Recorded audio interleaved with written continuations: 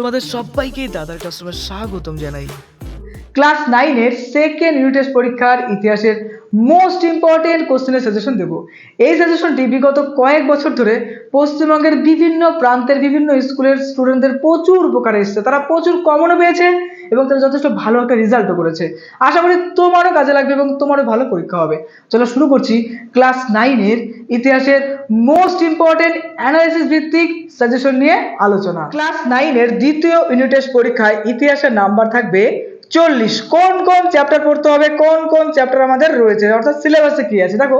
3 number ঊনবিংশ শতকের Europe, রাজতান্ত্রিক ও জাতীয়তাবাদের ভাবনার সংঘাত।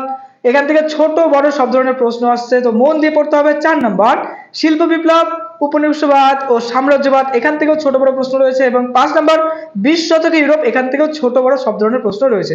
এবার আমাদের স্পেশাল অ্যানালাইজ পাওয়ার দিয়ে পড়তে হবে। কিভাবে দেখো, প্রশ্ন প্রচুর রয়েছে, কিন্তু কোন প্রশ্নগুলো সব থেকে ম্যাক্সিমাম চান্স রয়েছে আসার, যে প্রশ্নগুলো পশ্চিমবঙ্গের বিভিন্ন প্রান্তের বিভিন্ন স্কুলে সব থেকে বেশি আসে, তারই একটি দুর্দান্ত অ্যানালাইজ ভিত্তিক দেখো এই সাজেশন। 3 নাম্বার চ্যাপ্টার ঊনবিংশ শতকের ইউরোপ, রাজতান্ত্রিক ও জাতীয়তাবাদী ভাবনার সংঘাত, এখান থেকে 8 নম্বরের কোন প্রশ্ন তোমার পড়তে হবে, সব থেকে মোস্ট ইম্পর্টেন্ট, সব থেকে বেশি আসে। 1 নম্বর জার্মানির ঐক্য আন্দোলনে বিসমার্কের ভূমিকা উল্লেখ করো, one of the most most most important. Next Metternich ব্যবস্থা সম্পর্কে যা জানো লিখো, কিংবা মেটার্নিক ব্যবস্থার ব্যর্থতার কারণগুলি লেখো, এটা কিন্তু মোস্ট ইম্পর্টেন্ট। বাস দুটো প্রশ্ন দিলাম এখান থেকে। এবার 2-4 যে প্রশ্ন আছে এগুলো টিকা আকারের প্রশ্ন। দেখো, ইয়ং ইতালি কি বা ইয়ং ইতালি বলতে কি বোঝো বা ইয়ং ইতালি সম্পর্কে টিকা লেখো। নেক্সট রিসিজমেন্টো কি, এমস টেলিগ্রাম সম্পর্কে যা জানো লিখো, মুক্তিযোদ্ধা জাল, জোলভারেন, বলকান, জাতীয়তাবাদের উত্থান, জুলাই বিপ্লব। দেখো, যেগুলো লাল কালার সেগুলো কিন্তু one of the most important প্রশ্ন। 2 নম্বর জাতীয়তাবাদ বলতে কি বোঝো, গ্রিক জাতীয়তাবাদ কাকে বলে। দেখো, এখানকার কিছু কিছু প্রশ্ন আছে যেগুলো 8 নম্বর আকারেও কিন্তু ইম্পর্টেন্ট আছে। যেরকম ধরো আমি বলছি, দেখো কার্লসবার্গ ডিগ্রি কেন জারি করা হয়, এটা না। 5 নম্বরটা দেখো ক্রিমিয়াম যুদ্ধের ফলাফলগুলো লেখো, এটা কিন্তু যথেষ্ট ইম্পর্টেন্ট। নেক্সট দেখো 6 নম্বর ভিয়েনা সম্মেলনকে প্রথম আন্তর্জাতিক সম্মেলন বলা হয় কেন। তারপরে দেখো 7 নম্বর জুলাই রাজতন্ত্রের পতনের কারণগুলি কি ছিল, ভিয়েনা সম্মেলন সম্পর্কে যা জানো লিখো, অর্থাৎ দাবি, উদ্দেশ্য এবং নীতি এই সম্পর্কে লিখতে হবে। 10 নম্বর ইটালিতে ফ্যাসিবাদ উত্থানের পটভূমি আলোচনা করো। এখানকার কিছু প্রশ্ন রয়েছে যেগুলো আমি 4 নম্বর আকারে দিলাম, কিন্তু এই প্রশ্নগুলো অনেক সময় 8 নম্বর আকারে দেয়, তো তখন আমাদের কি করতে হবে, একটু বেশি বানিয়ে বানিয়ে লিখতে হবে। ওকে, একটু বড় করে লিখতে হবে। নেক্সট 4 নম্বর চ্যাপ্টার শিল্প বিপ্লব, এখানকার 8 নম্বর প্রশ্ন হিসেবে দেখো তোমাকে এই প্রশ্নটা দিলাম, উপনিবেশিক প্রতিদ্বন্দ্বিতায় আফ্রিকার ও চীনের ব্যবচ্ছেদ কিভাবে ঘটে তার বর্ণনা দাও। নেক্সট দেখো 2-4 নম্বরের মোস্ট ইম্পর্টেন্ট প্রশ্ন, প্রথমত টিকা লেখো, ঘেটু কাকে বলে, one of the most most most important, পড়তেই হবে।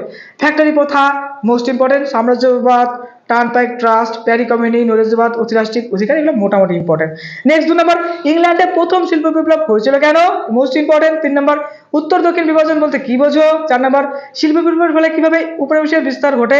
নেক্সট দেখো 5 নম্বর ইংল্যান্ড ও ইউরোপীয় মহাদেশের শিল্প বিপ্লবের তুলনামূলক পরিচয় দাও। শিল্প বিপ্লবের পণ্য পরিবারের সুয়েজ কালের ভূমিকা লেখাটা আসে।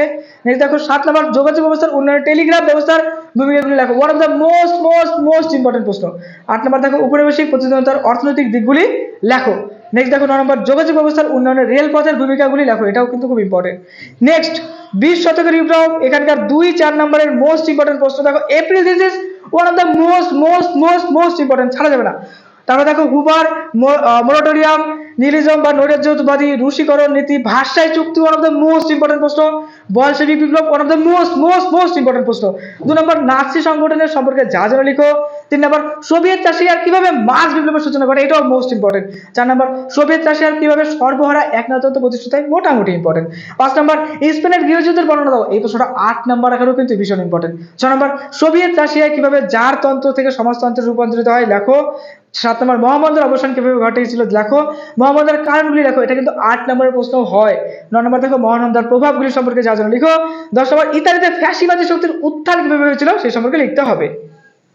এবার 8 নম্বরের প্রশ্ন হিসেবে দেখো দিলাম প্রথম বিশ্বযুদ্ধের কারণ ও ফলাফলগুলি লেখো, one of the most most most important. 2 নম্বর দেখো জাতিসংঘের উদ্দেশ্য ও লক্ষ্যগুলি কি ছিল, এর ব্যর্থতার কারণগুলি আলোচনা করো। এই সাজেশনের পাশাপাশি তুমি তোমার স্যার বা ম্যাডামের দেওয়া সাজেশন অবশ্যই ফলো করবে। দাদার ক্লাস করতে হলে অবশ্যই সাবস্ক্রাইব করে দাও, সাপোর্ট করো। নেক্সট দিনকে আরেকটি দুর্ধর্ষ অ্যানালাইসিস ভিত্তিক সাজেশন ভিডিও নিয়ে চলে আসবো।